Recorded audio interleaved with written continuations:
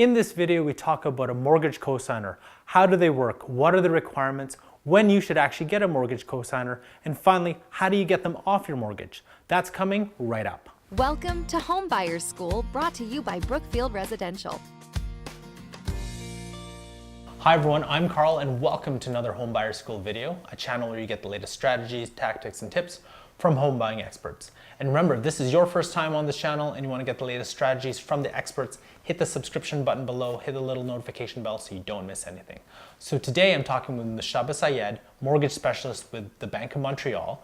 And today the question we're going to answer is, how does a mortgage cosigner work? So Mo, what is a mortgage cosigner to begin with? Yeah, that's a great question. So a mortgage cosigner, technically what they are, they're considered to be someone that you can add to the mortgage application to help if you're missing some sort of information. It could be there's an income requirement or there's a credit requirement. There could be an asset requirement, depending on what the lender is looking for. So a cosigner is definitely there to kind of fill the gaps of whatever you guys are missing in the application. So when would you actually use a cosigner? The best time to use a cosigner is when you're not qualifying on your own, right? When you're having issues of qualifying, like I said, it could be credit related, like you might have had some prepayments in the past or some late payments in the past that's affecting your credit and your ability to borrow today. A cosigner can help and kind of alleviate that. What it does, it just adds a little level of security to the lender, right? Saying that, hey, listen, we have one more person that they can rely on, just God forbid, if something does happen. Or same thing with the income part. If your income is slightly lower than what you need it to be at, and this home is not meeting the stress test, the cosigner can help alleviate that with their income and their credit. So how much does a cosigner actually help with the mortgage? Is there like a maximum limit that they're allowed to, I don't know, contribute percentage-wise for the mortgage? How does that work? Yeah, the way it works is that, so all three applicants would be applying for the mortgage, right? And then the debt would be shared equally among the three. So there's not really a percentage amount. They could be helping as little as 5% to as maximum as 100%, depending on the strength of the cosigner. The stronger the cosigner, the better. So when you are looking for a cosigner, try it to be like immediate family, because the lender always wants to know like what's the relationship, what's the stake for the cosigner to be able to go and take on this extra debt. So it could be immediate family, father, mother, brother, sister, etc., or someone else that could be considered immediate family, and someone that has good credit and good income, someone that could actually make, if whatever you're lacking, kind of cover that with the bank so they feel comfortable enough with the application. I'm surprised that when you said 100%, so they could actually, as a cosigner, you could take 100% on of the mortgage. So like, let's say, you know, your brother has no income, so you could essentially take that mortgage for him. Absolutely. Entirely. Right? Absolutely, yeah. Because the way the cosigner works, the cosigner is, there's no difference between a primary applicant and a cosigner. The banks or the lender will treat them exactly the same. They're the same, right? Whether it's primary, secondary, cosigner, they're considered to be owners of the home and liability stake within the mortgage as well. There's a couple of different scenarios. Let's say if your credit doesn't qualify for us to use any income, because there are some hard, fast rules when it comes down to a level of credit that is required for a mortgage application. If you fall below that threshold, then the cosigner would have to use their 100% of their income to cover the stress test, to cover the debt of that mortgage. So sometimes it could be as much as 100%, or sometimes your income's great, your credit's great, but you're slightly lacking and they only need to add an extra 5% of their income to help qualify. Every situation is going to be different, but the good thing is you can go from 5 to 100% depending on what your needs are. And remember, if you want to know more about how much you can get approved for a mortgage, watch our video above and in the description below. So I think you already talked about the requirements for a cosigner. Like obviously it's like the bank wants to know someone you know that you know. Any other specific requirements, or that's pretty much just as long as they have good income and good credit? Yeah, requirements are going to be that they're going to be homeowners with you. That's something that's missed, right? So they technically are a share, they have a share in that home, right? So picking a cosigner is very important. It's something that you should do with a lot of thought and consideration, because they will own that home just as much as you do. They will also have a liability to pay back as much as you do, right? So technically they're in it with you, and just like as you are. So look at it that way, and make sure that they have good credit, good income. The whole idea is to make the application look as strong as possible to fill the gaps that you might be lacking or missing. Well, let's take a look at it from the perspective of being a co-signer then. What is the impact on you? Like, imagine if you're taking on a $400,000 home, 50%, right? How does that impact your ability to, let's say, buy a new home or your credit, or how, like, what are the impacts? Absolutely. So the way it looks like is that you are actually that homeowner, right? You might not live there as a co-signer. You might just be helping out a family member, but that shows up on your credit bureau and on your assets and liabilities as you are that homeowner, meaning the full payment counts against you.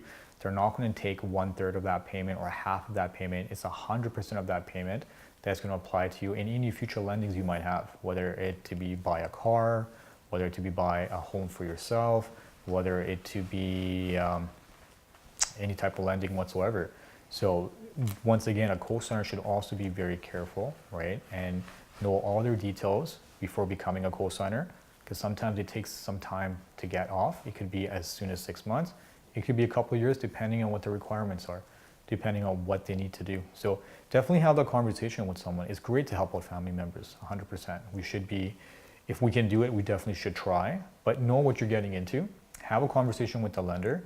Maybe if you feel uncomfortable with your family members there, book a separate meeting, have a one-on-one with them to find out exactly what the implications are to you, to see if you can actually live up to that implications or live up to that responsibility of being a co-signer.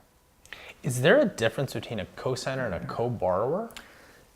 Technically, in the eyes of the bank, no. So we consider the co-signer to be a co-applicant, right? Which is a joint applicant, which is part owner of the home and a part part liability owner of the mortgage as well. So in the bank of the eye, we look at it no differently. And then finally, what happens if you have a co-signer with bad credit? Then technically they really wouldn't be a co-signer. Yeah. Right? Because like if they're not really helping alleviate the application or making the application any stronger, then it's probably best not to bring that co-signer on. Like that's a question that your mortgage specialist can actually have with you. Sometimes clients bring in a co-signer and they're actually hurting the application more than they're helping it. They might have their own sets of debts, they might have lower income, they might have bad credit. So once again, like having a co-signer, it has to kind of fit in your scenario with your application. So your lender can guide you and your mortgage specialist can guide you on that. And if it doesn't work, it's probably best to find a different co-signer.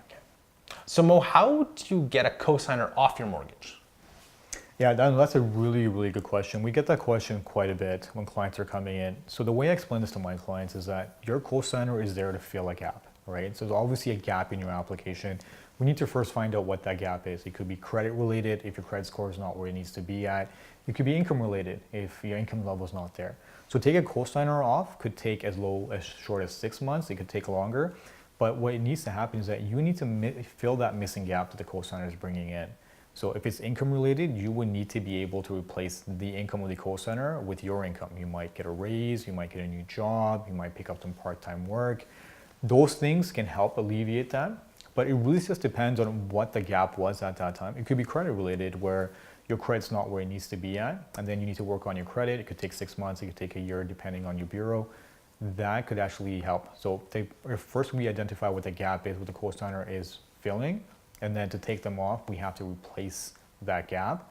And then yes, it's something that we do at the bank once your mortgage is already set up. It's just called a covenant change, something that your bank and your lender can discuss with you further.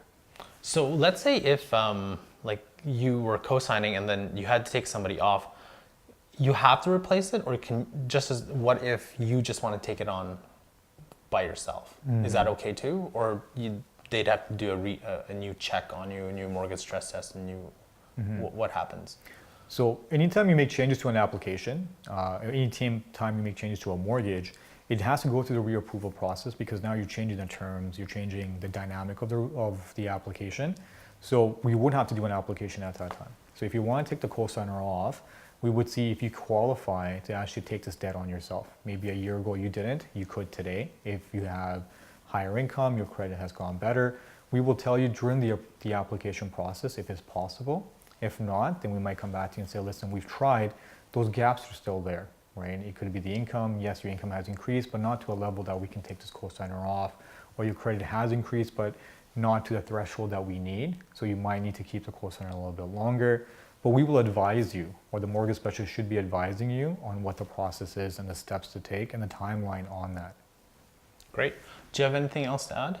No, absolutely. I think the best thing to do in this situation is just have like a proper conversation. Like if your application is not getting, usually a cosigner comes in when your application is not getting approved, right? There's something missing. So have a conversation with your lender, with your mortgage specialist. Say, listen, I can get a cosigner. What are the requirements? What do I need? Do they need to have a certain level of income? What is my application missing that I can fill with a cosigner? And that way you can actually, when you're looking for a cosigner, you know exactly what to look for and have the conversation with them and then explain to them exactly what a cosigner is, right? And then what your plans are in the future. Great. So the question of the day I have for you is, have you ever been a cosigner and what was your experience? Or have you ever used a cosigner and what was your experience with that? Let us know in the comment section below. Thank you very much for watching. And remember, if you enjoyed this video and found it helpful, make sure to hit the like button, leave a comment, and subscribe. Thank you, and we'll catch you next time. That's another edition of Homebuyer School. Tune in next time for more expert tips and tricks. And visit homebuyersschool.ca to bring you one step closer to finding your dream home. As with everything, it would be great if you like and share our videos. Also, please let us know if you have any home buying questions you want us to answer.